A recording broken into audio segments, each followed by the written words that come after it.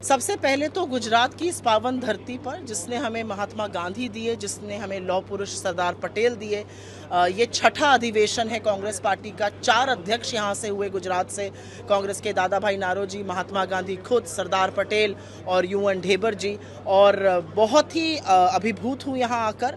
गुजरात की धरती ने इस देश के सबसे अग्रिम पंक्ति में खड़े होकर सत्य और साहस के साथ लड़ने वाले महात्मा गांधी हमें दिए। और गुजरात की धरती ने जिजीविषा दी हमें, गुजरात की धरती ने हमें साहस दिया।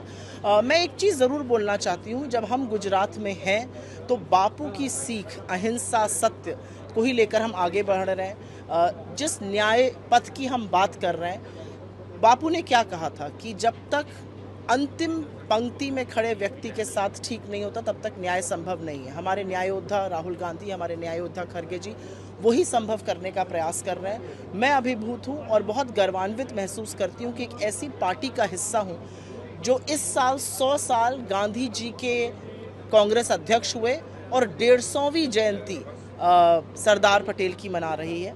सरदार पटेल वो जिन्होंने इस देश को एकजुट किया, अखंड किया, और यही नहीं, जब समय पड़ा तो कड़ा रुख अपनाकर आरएसएस जैसे संगठनों को बैन भी किया।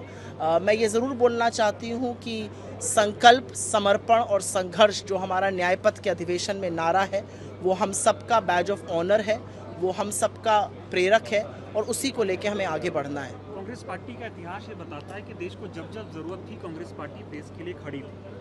आज भी देश में जो हालात हैं वो ठीक नहीं है। ऐसे में कांग्रेस का ये अधिवेशन देश को कितनी नई ऊर्जा और नई सोच देगा। आज इस देश में अमीरों और गरीबों के बीच में इतनी बड़ी खाई है कि उसको पाटना मुश्किल है। आज इस देश में वैमनस्यता और नफरत इस कदर घोली जा रही है कि उसमें मोहब्बत डालनी ज़रूरी है।